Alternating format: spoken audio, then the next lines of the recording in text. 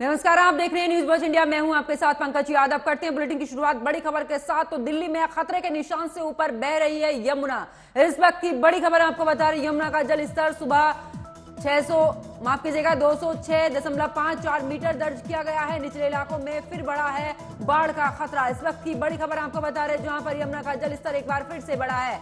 सुबह की अगर बात की जाए तो निचले इलाकों में फिर बढ़ा है बाढ़ का खतरा। इस वक्त की बड़ी खबर, जहां पर दिल्ली में यमुना का जल स्तर एक बार फिर से खतरे के निशान से ऊपर यमुना जी बह रही है। और इस दौरान आपको यह भी जानकारी दे दें कि यमुना का जल स्तर सुबह 206.54 मीटर दर्ज किया गया है। इस वक्त की बड़ी खबर आपको बता रहे, जहां पर निचले इलाकों में फिर बढ़ा है बाढ़ का खतरा। इस वक्त की बड़ी खबर दिल्ली से।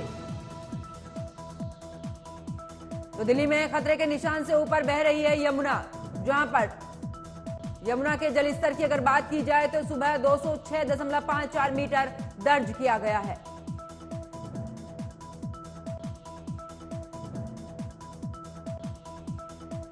और इसी खबर पर ज्यादा जानकारी के साथ मेरे सहयोगी अवनेंद्र मेरे साथ फोन लाइन पर जुड़ चुके हैं। अवनेंद्र, एक बार फिर से यमुना का जल स्तर इस दौरान बढ़ गया है। सुबह की अगर बात की जाए तो 206.54 मीटर दर्ज किया गया। क्या कुछ खास अपडेट?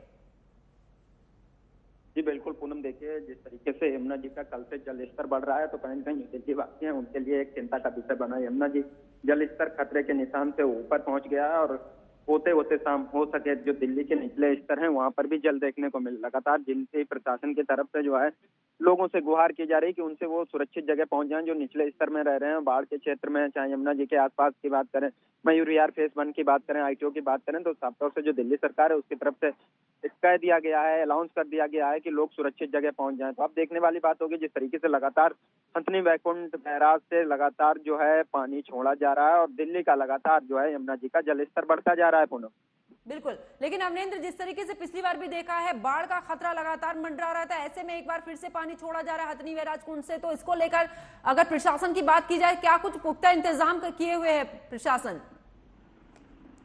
बिल्कुल, देखिए अगर दिल्ली सरकार की बात करते हैं तो MDRF के जवान भी हैं। तमाम जो पहले से ही उन्होंने बोट की सुविधा तैयार कर दी थी, 50 से 60 बोट चलाए थे लोगों को रेस्क्यू करने के लिए। और जो निचले इलाके के लोग थे उन्हें भी रेस्क्यू किया गया था। अब उन्हें फिर से जो है जहां जहां कहा जाए सरकार के द्वारा टेंट लगाए गए थे, तमाम ऐसी जगह पर व्यवस्था की गई थी, वहां पर उन्हें पहुंचाया जा रहा है। तो तमाम तरीके से सरकार के जो दावे हैं तो सरकार अपने दावों पर खरी उतरती नजर आ रही। सरकार की तरफ से साफ तौर से कहा गया है कि बाढ़ को लेकर सरकार अलर्ट है। अब पूरी तरह से जिस तरीके से दिल्ली के पहले हालात दिखे उस तरीके के हालात नहीं देखने को मिलेंगे, लेकिन अब ये तो आने वाला समय बताएगा। जिस तरीके से लगातार यमुना जी का जलस्तर बढ़ रहा है, क्या आने वाले समय में भी बिल्कुल अवनेंद्र, जिस तरीके से निचले स्तर पर जो लोग रह रहे हैं यमुना जी के आसपास के, उनको कहाँ पर शिफ्ट किया जा रहा है? बिल्कुल, देखिए जो दिल्ली के सरकारी हॉस्पिटल हैं उनमें सरकारी जो स्कूल हैं उनमें शिफ्ट किया जा रहा है। कुछ सरकारी हॉस्पिटल हैं उनमें शिफ्ट किया जा रहा है। मयूर विहार फेज 1 की बात कर लेते हैं, यमुना बाजार की बात कर लेते हैं। तो ऐसे तमाम इलाके हैं दिल्ली के अलग अलग, वहां पर उन्हें शिफ्ट किया जा रहा है। चलिए, बहुत बहुत शुक्रिया आपने इस खबर पर जुड़ने के लिए, विस्तार पूर्वक जानकारी देने के लिए। रुक करते हैं इस वक्त एक और बड़ी खबर का। बुलंदशहर से बड़ी खबर सामने आ रही, जहां पर सीमा हैदर मामले में यूपी ATS की बड़ी कार्रवाई देखने को मिली है। यूपी ATS ने 2 भाइयों को गिरफ्तार किया है। पुष्पेंद्र और पवन दोनों भाई अहमदगढ़ के हैं, जहां पर वो जन सेवा केंद्र चलाते हैं। और इस दौरान आधार कार्ड व अन्य दस्तावेजों में छेड़छाड़ का भी आरोप लगा है। अहमदगढ़ कस्बे से तड़के सुबह ये गिरफ्तारी हुई है। बड़ी खबर आपको बता रहे, जहां पर सीमा हैदर मामले में ATS को एक और बड़ी कामयाबी हाथ लगी है। ATS ने 2 लोगों को गिरफ्तार किया है, 2 भाइयों को। ये जो आधार कार्ड थे उसमें छेड़छाड़ करते थे। तो बड़ी खबर आपको बता रहे हैं, जहां पर बुलंदशहर से बड़ी खबर, सीमा हैदर मामले में यूपी ATS की बड़ी कार्रवाई देखने को मिली है। इस दौरान यूपी ATS ने 2 भाइयों को गिरफ्तार किया है। इनमें से पुष्पेंद्र और पवन दोनों भाई अहमदगढ़ में चलाते हैं जन सेवा केंद्र और इसी के माध्यम से आधार कार्ड व अन्य दस्तावेजों में छेड़छाड़ का भी इन पर आरोप लगा है। वहीं अहमदगढ़ कस्बे में सुबह ही इन दोनों की गिरफ्तारी की गई है। तो बड़ी खबर आपको बुलंदशहर से बता रहे हैं। इसी खबर पर ज्यादा जानकारी के साथ मेरे सहयोगी कदीम राजपूत मेरे साथ फोन लाइन पर जुड़ चुके हैं। कदीम सीमा हैदर मामले में अब एटीएस ने 2 लोगों को और गिरफ्तार किया है। छेड़छाड़ का आरोप लगाया गया है, जहां आधार कार्ड और भी 2 दूसरे दस्तावेज हैं उनके साथ में। इसको लेकर क्या कुछ खास अपडेट?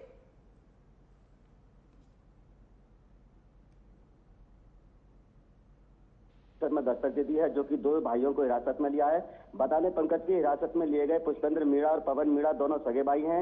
दोनों भाई अहमदगढ़ में जनसेवा केंद्र चलाते हैं, जिन्हें यूपीएस टीम ने अपने जो कि हिरासत में लिया है। जो कि मिली जानकारी के अनुसार बता दें पंकज की पुष्पेंद्र और पवन पर सीमा हैदर और सचिन मीणा के आधार कार्ड व अन्य दस्तावेजों में छेड़छाड़ का बड़ा आरोप है। जो कि कुछ समय पहले यूपी एटीएस ने दोनों भाई पुष्पेंद्र और पवन को बुलंदशहर के अहमदगढ़ स्थित जनसेवा केंद्र से हिरासत में लिया है। बता दें कि पंकज बुलंदशहर के थाना अहमदगढ़ क्षेत्र के अहमदगढ़ कस्बे में यूपी एटीएस की टीम जो है उसने 2 भाइयों को हिरासत में लिया है, जो कि पुष्पेंद्र और पवन को हिरासत में लेकर पूछताछ के लिए अपने साथ भी ले गई है। जी कदीम, लेकिन अगर बात की जाए तो क्या सचिन और सीमा से जिस तरीके से एटीएस ने पूछताछ की है उस दौरान इन दोनों का नाम सामने आया है? बिल्कुल, कहीं ना कहीं जिस तरह से यूपी एटीएस ने बुलंदशहर के अंदर ये जो दस्तक दी है, जो कि दोनों सगे भाइयों को हिरासत में लिया है, तो कहीं ना कहीं ये माना जा रहा है कि जो सीमा हैदर है उनसे पूछताछ में इनका नाम सामने आया है। और कहीं ना कहीं जो सीमा हैदर के जो दस्तावेज थे, जो आधार कार्ड थे, उनको यहाँ पर छेड़छाड़ की गई है। जो कि दोनों पवन और जो पुष्पेंद्र है, इन्होंने कहीं ना कहीं सीमा हैदर के दस्तावेजों में और आधार कार्ड में छेड़छाड़ की है। उसी को लेकर ये माना जा रहा है कि दोनों भाइयों को एटीएस टीम ने हिरासत में लिया है। बिल्कुल, लेकिन कदीम, जिस तरीके से सीमा हैदर के पास में और भी ऐसे दस्तावेज मिले हैं जो एक नहीं बल्कि 4 की संख्या में है, तो क्या इसी जनसेवा केंद्र से वो बनाए गए हैं या इससे अलग और भी कोई ऐसी जगह है जहां पर दस्तावेजों के साथ में छेड़छाड़ की गई है? बिल्कुल पंकज, आपको बता दें कि एटीएस टीम लगातार सीमा हैदर मामले में जांच कर रही है। तो इस तरह से माना जा रहा है कि जिस तरह से इन दोनों भाइयों को उठाया गया है, तो हो सकता है कि जो सीमा हैदर के और भी दस्तावेज है, जो कई ऐसे दस्तावेज हैं जो डबल मिले हैं, तो कहीं ना कहीं माना जा रहा है कि जो पवन है और पुष्पेंद्र है, उन्होंने जिस तरह से आधार कार्ड में और कई दस्तावेजों में छेड़छाड़ की है, तो ये माना जा रहा है कि और भी ऐसे दस्तावेज होंगे जो कि पवन और ये पुष्पेंद्र ने जो कि और भी दस्तावेजों में कहीं ना कहीं इनका साथ दिया है। तो ये तमाम चीजों को लेकर जो एटीएस दोनों भाइयों को हिरासत में लेकर पूछताछ के लिए साथ ले गई, तो कई तरह के बिंदुओं पर कई तरह के सवाल खड़े होते हैं, जो कहीं ना कहीं जो एटीएस जो इनसे पूछताछ करेगी। जी चलिए, बहुत बहुत शुक्रिया कदीम राजपूत इस खबर पर जुड़ने के लिए, विस्तार पूर्वक जानकारी देने के लिए। तो चलिए, अब इस मामले में आपको गाड़ी आई थी, गाड़ी रुकते ही उन दोनों भाई, 2 भाई हम कंप्यूटर चलाते हैं यहाँ पर। क्या क्या नाम है उनके? नाम की मेरे को मालूम ना, पड़ोसी में दुकान में। अच्छा, दोनों भाई उठाए तुरंत, उनको कंप्यूटर गाड़ी में लाकर लेकर वो सब उन्होंने सवाल करे, तो उठा के उनको लगा दी, पिस्टल लगाई थी उन्होंने, फिर निकाल दी। उसमें सामने या बैठे गाड़ी में जाकर जाने, दोनों भाई उठा ले वो। अच्छा, पुलिस वाले थे वो? हाँ, साथ वर्दी में थे वो 4 लोग, और वो भी जगह में सचिन। आपने देखा था सचिन को? हाँ, सचिन गाड़ी में था। खबरों में आगे बात करते हैं एटा की, जहां पर कोतवाली देहात क्षेत्र में नहर में एक कार गिरने से बड़ा हादसा हो गया है। हादसे में एक ही परिवार के 5 सदस्यों की दर्दनाक मौत हो गई है। घटना के बाद गांव में कोहराम मच गया। बताया जा रहा है कि महिला की तबीयत खराब होने के बाद कासगंज से परिवार एक कार में सवार होकर एटा दवा लेने के लिए जा रहा था। अचानक कार नहर में गिर गई और इस हादसे में 5 लोगों की दर्दनाक मौत हो गई। मौत के बाद गांव भर में कोहराम मचा हुआ है। गांव अंडवा निवासी नीरज की पत्नी विनीता को सांस लेने में काफी तकलीफ हो रही थी। ऐसे में पासी के गांव से शिवम को एक कार उससे मंगवाई गई थी, जहां कार में सवार होकर विनीता के पति नीरज, चचिया, ससुर और साथ ही तमाम ऐसे और भी परिवार के लोग हैं जो उसके साथ में इस कार में सवार होकर जा रहे थे। वहीं इस हादसे में अब तक 5 लोगों के मौत होने की खबर सामने आई है। फिलहाल पुलिस ने 5 के शवों को बाहर निकाला है और पोस्टमार्टम के लिए भेज दिया है। इस पूरे मामले पर एटा के अपर पुलिस अधीक्षक धनंजय कुशवाहा ने बताया कि संभावना है कि गाड़ी तेज रफ्तार से चल रही थी, जिस वजह से ये हादसा हुआ है।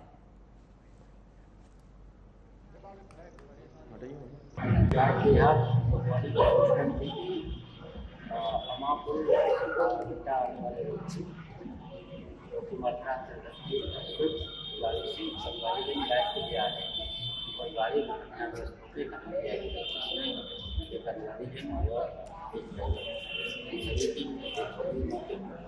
पुलिस द्वारा सभी को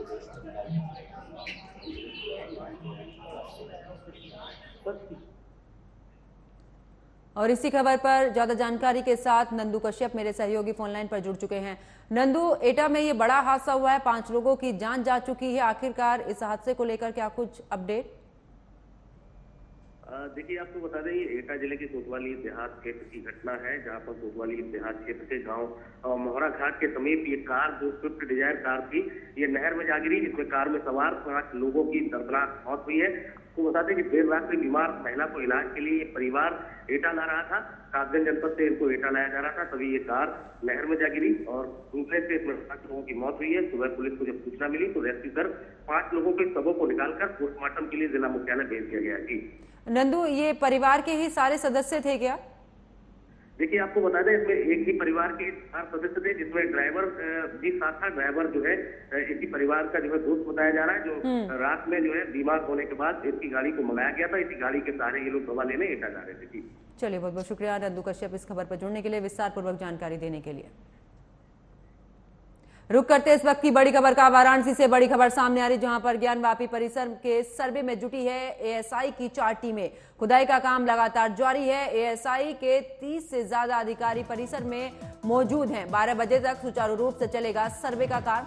वाराणसी जिला अदालत ने दिया था आदेश। मुस्लिम पक्ष ने वैज्ञानिक सर्वे को सुप्रीम कोर्ट में अब चुनौती दी है। सुप्रीम कोर्ट में मामले पर आज सुनवाई होगी। तो बड़ी खबर आपको बता रहे, जहां पर ज्ञानवापी मामले में एएसआई का जो सर्वे है वो सुबह 7 बजे से जारी है और इस दौरान मुस्लिम पक्ष ने वैज्ञानिक सर्वे को सुप्रीम कोर्ट में चुनौती दी है। सुप्रीम कोर्ट में आज इस मामले में सुनवाई होगी। तो वाराणसी से बड़ी खबर आपकी टीवी स्क्रीन पर, जहां पर आज ज्ञानवापी परिसर के सर्वे में जुटी है एएसआई की 4 टीमें। खुदाई का काम वहां पर लगातार जारी है और इस दौरान ये भी खबर निकलकर सामने आ रही है कि एएसआई के 30 से ज्यादा अधिकारी परिसर के अंदर मौजूद हैं। 12 बजे तक सुचारू रूप से चलेगा सर्वे का काम। वाराणसी जिला अदालत ने आदेश दिया था, जिसके बाद ये सर्वे शुरू हुआ है। मुस्लिम पक्ष ने भी वैज्ञानिक सर्वे को सुप्रीम कोर्ट में चुनौती दी है, जहां सुप्रीम कोर्ट में मामले पर आज सुनवाई होगी। तो बड़ी खबर वाराणसी से आपको बता रहे हैं, जहां पर बता दें कि ज्ञानवापी परिसर के सर्वे में जुटी है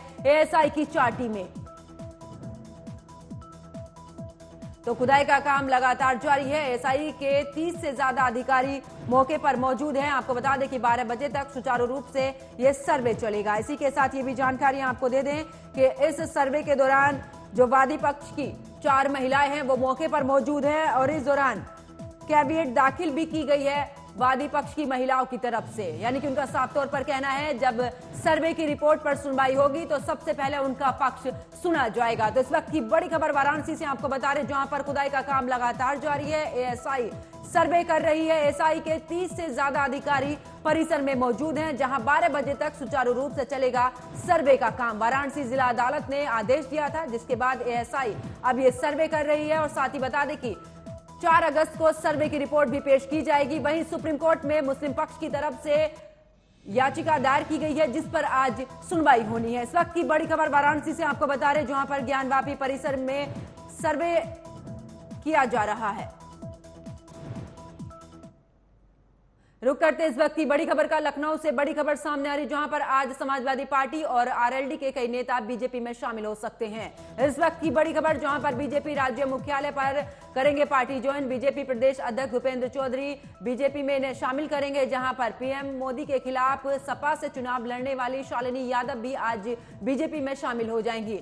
शालिनी यादव के पिता श्याम सिंह यादव भी राज्यसभा के उप सभापति रहे हैं। पूर्व कैबिनेट मंत्री साहब सिंह सैनी भी आज बीजेपी ज्वाइन करेंगे। बड़ी खबर आपको बता रहे लखनऊ से, जहां पर आज कई समाजवादी पार्टी और इसी के साथ में आरएलडी के नेता जो हैं वो बीजेपी में शामिल हो जाएंगे। साथ ही आपको बता दें कि बीजेपी मुख्यालय पर बीजेपी के प्रदेश अध्यक्ष भूपेंद्र चौधरी सभी को बीजेपी ज्वाइन कराएंगे। इस वक्त की बड़ी खबर आपको बता रहे लखनऊ से, जहां पर आज समाजवादी पार्टी और आरएलडी के कई नेता बीजेपी में शामिल हो जाएंगे। बीजेपी राज्य मुख्यालय पर पार्टी को ज्वाइन करेंगे और इस दौरान बीजेपी प्रदेश अध्यक्ष भूपेंद्र चौधरी इन सभी को बीजेपी में शामिल करेंगे। पीएम मोदी के खिलाफ सपा से चुनाव लड़ने वाली शालिनी यादव भी बीजेपी ज्वाइन करेंगी। और इसी खबर पर ज्यादा जानकारी के साथ मेरे सहयोगी सिद्धार्थ प्रताप सिंह मेरे साथ फोन लाइन पर जुड़ चुके हैं। सिद्धार्थ, समाजवादी पार्टी और आरएलडी से भी कई नेता आज बीजेपी ज्वाइन करने वाले हैं, इसको लेकर क्या सियासत के रंग नजर आ रहे हैं? देखिए, सियासत के रंग इस तरह है कि 2024 का चुनाव पूरी तरीके से अब सामने है और कहीं ना कहीं सपा के कुनबे और आरएलडी के कुनबे में भगदड़ जी जैसा माहौल दिख रहा है। और जो उनके नेता थे, बड़े नेता हैं, और वो भी जो बैकवर्ड बिरादरी से आते हैं, वो कहीं ना कहीं जो इनका मूल वोट बैंक है वो कहीं ना कहीं खिसक रहा है। देखिए, एक चीज सबसे महत्वपूर्ण चीज ये है कि समाजवादी पार्टी में आज छोड़कर जो नेता जा रहे हैं उसमें कहीं पुराने समाजवादी ने शालिनी यादव हों, सांसद है सुषमा, मछली से जो विधायक रही हैं मुजफ्फरपुर से, जौनपुर से सुषमा पटेल, वो हो, तो कहीं ना कहीं ये सब बड़ी नेता है और अपनी जो इनकी मूल वोट बैंक है समाजवादी पार्टी का, उसमें कहीं ना कहीं बीजेपी सेंधमारी कर रही है। और ये काफी मुश्किलों भरा दौर है। बीजेपी जिस तरीके से समाजवादी पार्टी के नेता लगातार ज्वाइन कर रहे हैं, देखिए आपको बता दें, अभी कुछ दिन पहले पूर्वांचल के एक बड़े नेता जो प्रतापगढ़ से विधायक हैं समाजवादी पार्टी से, वो कहीं ना कहीं बीजेपी का एक मंच था वहां शेयर कर रहे थे, लेकिन उनका कहना था अनौपचारिक रूप से है हम केवल। तो कहीं ना कहीं अब जिस तरीके से नजदीक आ रहा है चुनाव, उस तरीके से लोगों का समाजवादी पार्टी से मोह भंग हो रहा है और कहीं ना कहीं लोग बीजेपी में जा रहे हैं। और ये काफी ये खतरे की घंटी है। आपको अपना बिल्कुल, बचाना। क्योंकि सिद्धार्थ, जिस तरीके से 2024 को लेकर समाजवादी पार्टी की तरफ से भी बड़े बड़े दावे किए जा रहे हैं, दूसरी तरफ विपक्षी जो पार्टियां वो एकजुट हो रही हैं, लेकिन अंदर खाने में जिस तरीके की खलबली मची हुई है कि अब बीजेपी में शामिल हो रहे हैं वो भी समाजवादी पार्टी के और साथ में आरएलडी के भी नेता। और सबसे बड़ी बात तो यह है कि जो पीएम मोदी के खिलाफ चुनाव लड़ने वाली शालिनी यादव भी ज्वाइन कर रही हैं। देखिए, बिल्कुल शालिनी यादव ज्वाइन कर रही हैं और अंशुल वर्मा ज्वाइन कर रहे हैं। देखिए, ये बड़े चेहरे हैं और एक जो जिस राजनीति के लिए समाजवादी पार्टी जानी जाती है, जिसका वोट बैंक है, यादव वोट बैंक, ज्यादा से ज्यादा समाजवादी पार्टी के साथ रहता है। लेकिन कहीं ना कहीं 2024 के चुनाव में जब ये वोट बैंक भी साथ खिसक जाएगा तो कहीं ना कहीं दिक्कत का सामना करना पड़ेगा। और एक चीज लगातार, चाहे राजभर की बात करें, राजभर हमेशा एक चीज कहते थे कि अखिलेश यादव हमेशा इसी कमरों में रहते हैं, लगातार अभी भी वो इस तरीके के बयान दे रहे हैं। और जो इनके नेता छोड़ रहे हैं, उनका कहना है कि कहीं ना कहीं एक चीज है, मिसकम्युनिकेशन बहुत ज्यादा होता है और नेता तक बात नहीं पहुंचती और बीच में काफी चीजों को दिक्कतों का सामना करना पड़ता है। जब भी प्रेस कॉन्फ्रेंस होती है, जो समाजवादी पार्टी छोड़ के जाते हैं, तो उनका कहना रहता है कि जब मुलायम सिंह यादव थे तो दूसरी बात थी। और कहीं ना कहीं जो ये नई पीढ़ी है, ये उसमें कहीं समाजवादी पार्टी में कोई कुछ सुनने को नहीं तैयार है। बिल्कुल सिद्धार्थ, क्योंकि लगातार समाजवादी पार्टी से भी खबरें निकल कर आती हैं, कभी चाचा साथ नहीं देते हैं तो कभी अखिलेश यादव साथ नहीं देते, और ये भी खबर निकलकर सामने आती है कि ऊपर तक इन कार्यकर्ताओं की बातें नहीं पहुंच पाती हैं, इसी वजह से पार्टी को छोड़ा जा रहा है। जी बिल्कुल, कहीं ना कहीं नुकसान हो रहा है। और पार्टी हो या समाज हो या घर हो, लोकतंत्र से लोकतांत्रिक रूप से ही चलता है और तो सबकी बातें सुननी पड़ेंगी। ऐसा समाजवादी पार्टी के जो नेता साथ छोड़ते हैं। अब देखना ये आज प्रेस कॉन्फ्रेंस होगी, उसमें क्या बताते हैं, किस कारण से समाजवादी पार्टी छोड़ी गई है। ये कई नेता आज प्रेस कॉन्फ्रेंस भी बिल्कुल, तो क्योंकि सिद्धार्थ जिस तरीके से राजभर ने गठबंधन किया है, उनके साथ में दारा सिंह चौहान भी उनके साथ में आए, कुछ ऐसे भी नेता हैं जिन्होंने पहले समाजवादी पार्टी में वो गए थे, बीजेपी छोड़कर घर वापसी कर रहे हैं। क्या यही बात है, इसी वजह से है कि पार्टी टूटती नजर आ रही है समाजवादी पार्टी और आरएलडी, जिस तरीके से गठबंधन था इनका?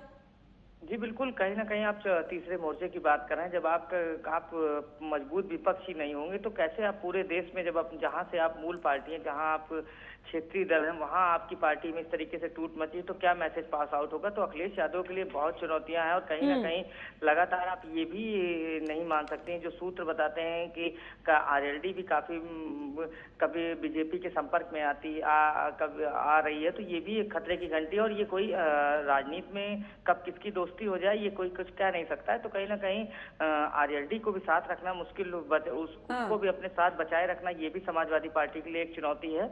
तो कहीं ना कहीं बीजेपी के जो नेता है वो हमेशा कहते हैं आरएलडी हमारे संपर्क में है, ऐसे तो कहीं ना कहीं ये दिक्कत की बात है। कहीं सिद्धार्थ ऐसा तो नहीं है, संकेत है जयंत चौधरी के बीजेपी में शामिल होने के?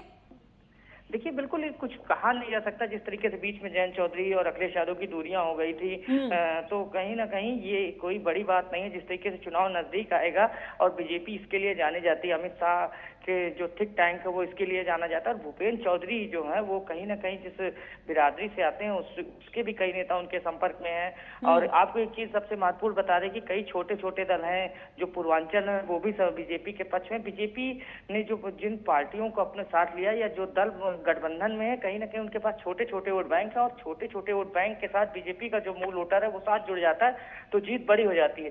देखिए हर हाल में लोकसभा की सभी सीटें जीतनी है। और एक चीज सबसे महत्वपूर्ण है, कल एक महत्वपूर्ण बैठक की गई जिसमें ये कहा गया कि जितनी हारी सीट उनके लिए अलग रणनीति बनाई जाएगी और किसी बिल्कुल, बीजेपी की नहीं तरफ से तो संगठन में- सिद्धार्थ हमेशा से ही जमीनी स्तर पर देखा गया है, लेकिन चाहे समाजवादी पार्टी हो या बहुजन समाजवादी पार्टी हो, उत्तर प्रदेश के अंदर कोई भी चुनाव हो, अब वो जमीनी स्तर पर जनता से कम मिलते हैं। क्या ये भी वजह हो सकती है पार्टी छोड़ने की? देखिए पंकज, एक चीज सबसे महत्वपूर्ण चीज है, जो मूल वोटर था बसपा का वो कहीं ना कहीं बीजेपी के साथ चला गया और उसको बचाना, उसको जब तक वो वापस नहीं आएगा तब तक दूसरा जो वोट बैंक है वो उसके साथ नहीं जाएगा। जब आपका मूल वोटर ही आपके साथ नहीं होगा तो आप सर्वजन हिताय की बात कर लें, सर्वजन सुखाय की बात कर लें, सोशल इंजीनियरिंग की बात कर लें, आपका सोशल इंजीनियरिंग तभी तक होगा जब आपका मूल वोटर आपके साथ होगा। तो बसपा के साथ सबसे बड़ी परेशानी ये, उसका जो मूल वोटर था वो कहीं ना कहीं बीजेपी के पाले में दिखता है। आप विधानसभा चुनाव के रिपोर्ट देख लीजिए, जो सीटें जितनी जीती गई हैं, आप सब सीटें पर कहीं ना कहीं जो सर्वे आए थे उसमें भी यही बताया गया था कि जो बीजेपी जो बसपा का मूल वोटर था वो कहीं ना कहीं चला गया है। तो ये एक चीज है। इसी तरीके से समाजवादी के जो नेता हैं, जो यादव बिरादरी, वो कहीं ना कहीं बीजेपी में इस बार काफी जुड़े हैं। तो ये एक खतरे की होगी समाजवादी पार्टी के लिए, अगर मूल वोटर कहीं खिसक गया। बिल्कुल, चलिए बहुत बहुत शुक्रिया सिद्धार्थ इस खबर पर जुड़ने के लिए, विस्तार पूर्वक जानकारी देने के लिए। खबरों में आगे बात करते हैं, जहां पर दिल्ली हाईकोर्ट ने आर्कियोलॉजिकल सर्वे ऑफ इंडिया को निर्देश दिया है कि वो बताएं कि कुतुब मीनार परिसर में स्थित मुगल मस्जिद संरक्षित स्मारक है या नहीं है। कोर्ट मस्जिद में नमाज पढ़ने पर प्रतिबंध के खिलाफ दाखिल याचिका पर सुनवाई कर रहा था। कोर्ट ने कहा कि अगर मस्जिद संरक्षित स्मारकों की लिस्ट में शामिल है तो ये भी स्पष्ट करे कि वो नमाज अदा कर वहां पर हो सकती है या नहीं। मस्जिद की प्रबंधन समिति ने नमाज अदा करने पर लगी रोक के खिलाफ ये याचिका दाखिल की थी, जिस पर जस्टिस प्रतीक जलान सुनवाई कर रहे थे। कोर्ट ने पक्षों को 3 हफ्ते के अंदर अपनी लिखित जो दलील है उनको पेश करने के लिए कहा है।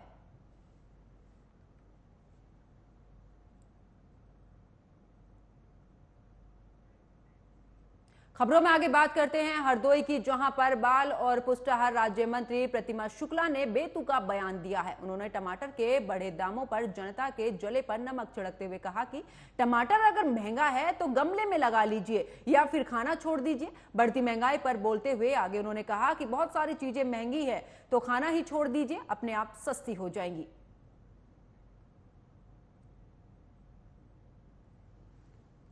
पहली बात तो हम ये कहेंगे टमाटर गमले में लगा लीजिए, बहुत सारी चीजें महंगी हैं तो खाना छोड़ दीजिए, अपने आप सस्ती हो जाएंगी। दूसरा ये है कि हमारे यहाँ एक पोषण वाटिका बनाई गई है, असई गांव है, हम लोगों ने एक पोषण वाटिका बनाई है। पूरे गांव की महिलाएं अपने गांव के पिछवाड़े में जो हिस्सा जहाँ कूड़े इकट्ठे करते हैं उसको कूड़ा इकट्ठा न करके पोषण वाटिका का रूप दिया है, जिसमें उन्होंने सब्जियां उगाई हैं और एक एक बीज डाल के, तरोई है, लौकी है, टमाटर भी उसमें उगा सकते हैं। छोटी सी वाटिका बनाई, अब सब्जी लेने उनको जाना नहीं पड़ता है, अपने बस वहाँ पोषण वाटिका से सब्जी लेती हैं और अपने यहाँ सब्जियां बनाती हैं, उसमें टमाटर भी लगाया जा सकता है। खबरों में आगे बात करते हैं आगरा की, जहां पर न्यू आगरा थाना इलाके में पुलिस और इनामी बदमाश के बीच में मुठभेड़ हुई है। मुठभेड़ के बाद घायल बदमाश श्याम सुंदर को पुलिस ने गिरफ्तार कर लिया है। पुलिस के मुताबिक चेकिंग के दौरान पुलिस ने श्याम सुंदर को रोकने का इशारा किया, लेकिन श्याम सुंदर ने पुलिस पर ही फायरिंग करके वो भागने लगा, जिसके बाद जवाबी फायरिंग में श्याम सुंदर घायल हो गया, जिसके बाद पुलिस ने उसे गिरफ्तार कर लिया है। गिरफ्तार बदमाश से पुलिस ने बाइक, तमंचा और कारतूस भी बरामद किए हैं।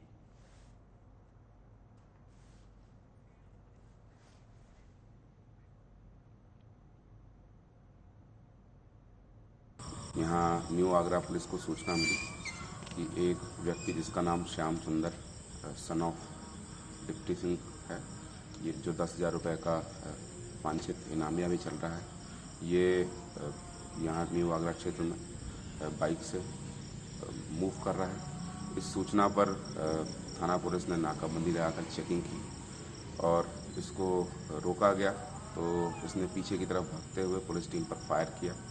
इसमें आत्मरक्षा फायर पुलिस टीम ने भी किया, जिसमें ये अभियुक्त घायल हुआ है। अभियुक्त को प्राथमिक चिकित्सा देकर अस्पताल के लिए भेजा गया है।